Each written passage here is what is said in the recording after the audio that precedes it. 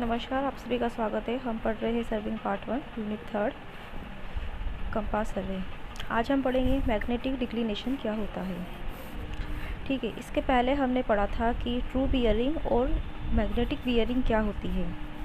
True bearing होती है जब हम ट्रू मेरिडियन से जो बियरिंग मेजर करते हैं, ट्रू बियरिंग कहलाती है। और मैग्नेटिक मेरिडियन से जो हम बियरिंग मेजर करते हैं वो मैग्नेटिक बियरिंग कहलाती है। अब सवाल आता है ट्रू मेरिडियन और मैग्नेटिक मेरिडियन क्या होता है। हमें पता है कि पृथ्वी के दो चुंबकीय ध्रुव होते हैं, नॉर्थ और साउथ। इन नॉर्थ और साउथ को मिलाने वाली जो काल्पनिक लाइन होती है उसको हम मेरिडियन कहते हैं। अब ये है कि जब हमारा मेरिडियन पृथ्वी के ट्रू नॉर्थ पोल और ट्रू साउथ पोल को मिलाने वाली जो लाइन होगी वो ट्रू मेरिडियन कहलाती है। मतलब पृथ्वी के ट्रू पोल्स के रेस्पेक्ट में बनने वाला जो बियरिंग होगा वो हमारा ट्रू बियरिंग कहलाएगा। और मैग्नेटिक बियरिंग क्या होती है, जब हम किसी कंपास की सहायता से फील्ड पर बियरिंग नॉर्थ और साउथ पोल को हम देखते हैं। कंपास की सहायता से जब हम नॉर्थ और साउथ पोल को देखते हैं तो वो जो उनको मिलाने वाली लाइन होती है, कंपास की सहायता से देखे गए नॉर्थ और south pole, magnetic north pole और मैग्नेटिक साउथ पोल कहलाते हैं। और इनसे बनने वाली रेखा मैग्नेटिक मेरिडियन कहलाती है। और इसके सापेक्ष बनने वाली बियरिंग हमारी मैग्नेटिक बियरिंग कहलाती है।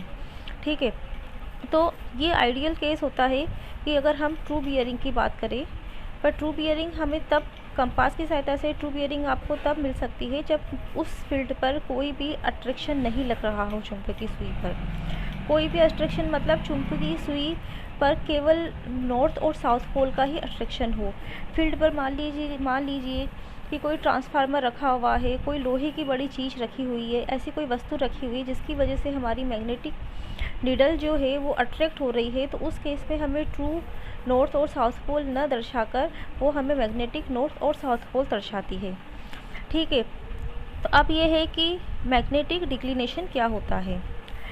ट्रू बियरिंग और मैग्नेटिक बियरिंग के बीच का जो डिफरेंस होता है वो मैग्नेटिक डिक्लिनेशन कहलाता है। ठीक है, ट्रू बियरिंग और मैग्नेटिक बियरिंग के बीच का जो डिफरेंस होता है वो मैग्नेटिक डिक्लिनेशन कहलाता है।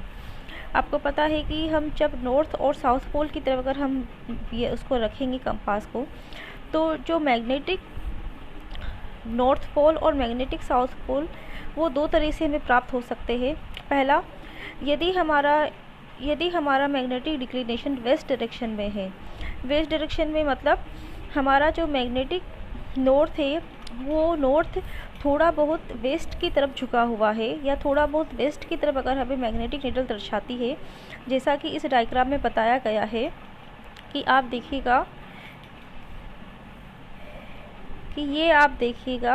कि ये जो हमारा मैग्नेटिक नॉर्थ है ये थोड़ा वेस्ट की तरफ, इधर वेस्ट डायरेक्शन है, वेस्ट की तरफ झुका हुआ है। तो इस केस में हमारी जो बियरिंग आ रही है वो ट्रू बियरिंग से थोड़ी ज़्यादा प्राप्त होगी, जिसमें वेस्ट का भी एंगल ऐड हो रहा है। तो ये हमारा मैग्नेटिक बियरिंग होगा जो वेस्ट की तरफ झुका हुआ है। अब अगर मैग्नेटिक नॉर्थ पोल वेस्ट की तरफ झुका हुआ है, तो इस केस में जो बनने वाला डिक्लिनेशन होगा उसको हम वेस्ट डिक्लिनेशन बोलेंगे। और अगर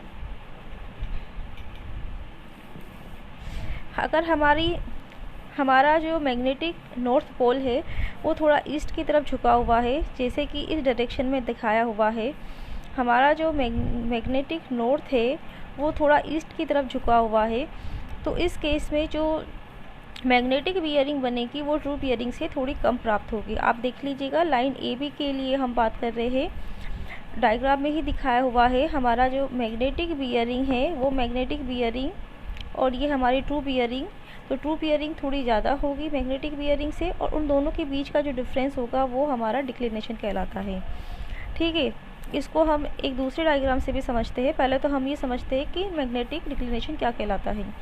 ट्रू बियरिंग और मैग्नेटिक बियरिंग के बीच का जो डिफरेंस होता है उसको हम मैग्नेटिक डिक्लिनेशन कहते हैं। अब अगर ये डिफरेंस इस डायरेक्शन में होगा, जैसा कि इस डायग्राम में दिखाया हुआ है, ये हमारा ट्रू नॉर्थ है और ये हमारा मैग्नेटिक नॉर्थ है। ठीक है, ट्रू नॉर्थ और मैग्नेटिक नॉर्थ के बीच का जो हमें अंतर प्राप्त हुआ है वो 20 है। तो इस केस में हमारा जो ट्रू बियरिंग होगा वो क्या हो जाएगा, मैग्नेटिक बियरिंग प्लस डिक्लिनेशन हम करेंगे तो हमें ट्रू बियरिंग प्राप्त हो जाएगी। इसको हम कुछ ऐसे भी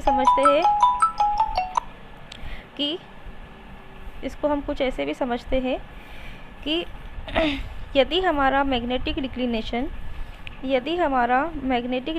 वेस्ट डायरेक्शन में होगा तो उस केस में ट्रू बियरिंग हो जाएगी magnetic bearing minus magnetic declination. ठीक है। और यदि हमारा मैग्नेटिक डिक्लिनेशन इस डायरेक्शन में होगा तो उस केस में हमारी ट्रू बियरिंग होगी magnetic bearing plus magnetic declination.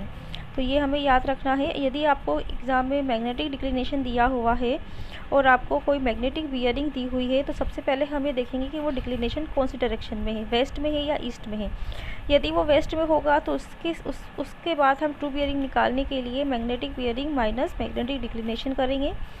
और यदि वो ईस्ट में दिया हुआ होगा तो ट्रू बियरिंग ज्ञात करने के लिए हम magnetic bearing plus magnetic declination करेंगे। आज का सेशन अटेंड करने के लिए धन्यवाद।